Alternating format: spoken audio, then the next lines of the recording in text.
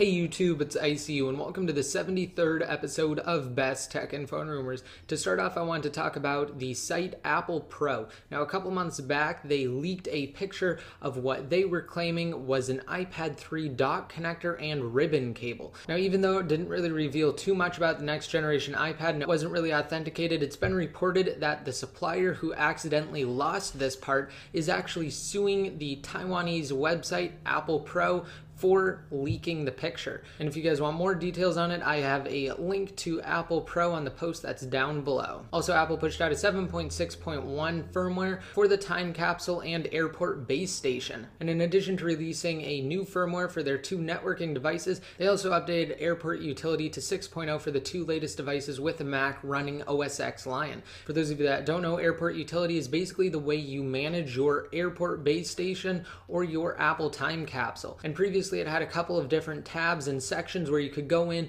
and you could look at your device and actually make some changes. Well, now it has a fully redesigned interface and it's more iOS-esque than ever. And it would appear that Apple is starting to make that transition to a more sleek and clean look for basically everything that they offer. And with the update to airport utility on the 30th, their networking devices are no exception. Now, I'm sure most of you have heard Apple reported shockingly high sales numbers for their first fiscal quarter of 2012. And the first quarter of 2012 for them wasn't only the best quarter in Apple's history, but it was also the most profitable quarter ever reported by a technology company and the second most profitable quarter ever reported by a US-based firm. It's also widely known that Apple is worth over $400 billion and that they have $97.7 billion in cash reserves. Now, even though we hear this number, it's kind of hard to actually visualize it. That's why MBA Online put together a really nice infographic that helps comprehend how much Apple is actually worth and how much cash they really have. So I highly recommend checking it out if you're at all interested. Also, the other day, BGR reported that one of their sources is in possession of a next generation iPad, presumably an iPad 3 prototype. And according to the debug report, the prototype is equipped with a quad-core A6 processor. And it also revealed that if accurate, it will come in two different models,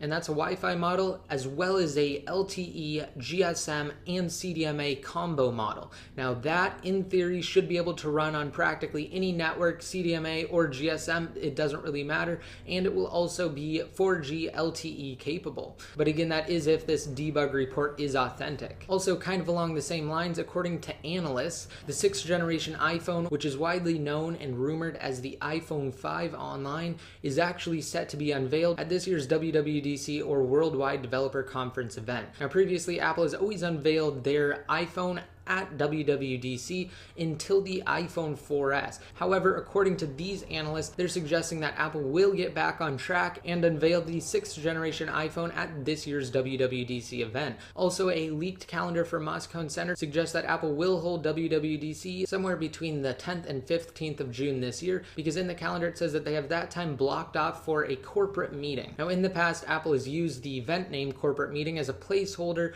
for WWDC. So if these reports are accurate at all, we could see Apple's next generation iPhone released in time for summer. Also, according to Patently Apple, the US Patent and Trademark Office published a patent filed by Apple that details a touchscreen desktop with new virtual controls. And essentially, Apple's touchscreen desktop patent focuses on the addition of new hybrid knob and slider controls to replace or add on to existing graphical elements that are widely used among all non-touchscreen operating systems. So basically what that means is Apple filed a patent for new virtual controls to actually work on a computer operating system instead of a mobile operating system like iOS. So they're simply changes and add-ons to the operating systems that you see every day on typical computers. So even though Apple did file this patent, there's no guarantee that we will see a touchscreen Mac from them anytime in the future, and that's simply because they love collecting patents and they like having an arsenal of patents at their disposal. Also, green jobs are more abundant than ever before. It's been reported that they actually pay more and the annual salary is more than typical jobs, and surprisingly, 7 out of the 10 top eco-friendly and environmentally conscious companies are actually centered around technology and providing technology products. So I thought that the infographic that was put together highlighting green jobs was extremely interesting, and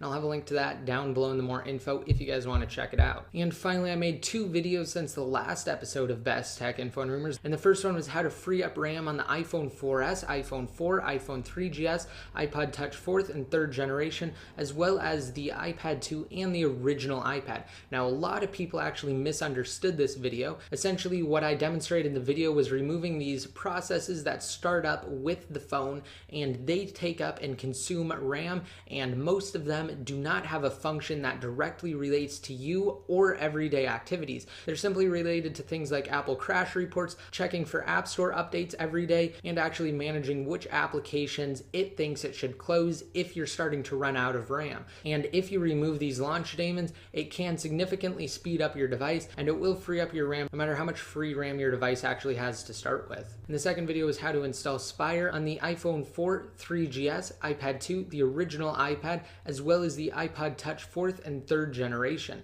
Now, Spire is a Siri port that requires you to go through a server that's filled with iPhone 4S keys to actually make your requests. And in the video, I did give you guys a server that I highly recommended. Now, that was a paid server, and I'm just going to say this again because there seemed to be a lot of confusion in the comments on that video. All the good servers are paid because they have an extra layer of security. If they didn't have that security, basically the server admin or somebody that hacks into the server would be able to see all of your information. So things like your contacts, your mail, your phone numbers, everything would be visible that you actually use Siri for. But with paid servers, they add that extra layer of security, and the admins of the servers can't even see what you're dictating depending on how secure that server actually is. So again, if you guys do install Spire, I highly recommend going with a paid server. But of course, that option is entirely up to you.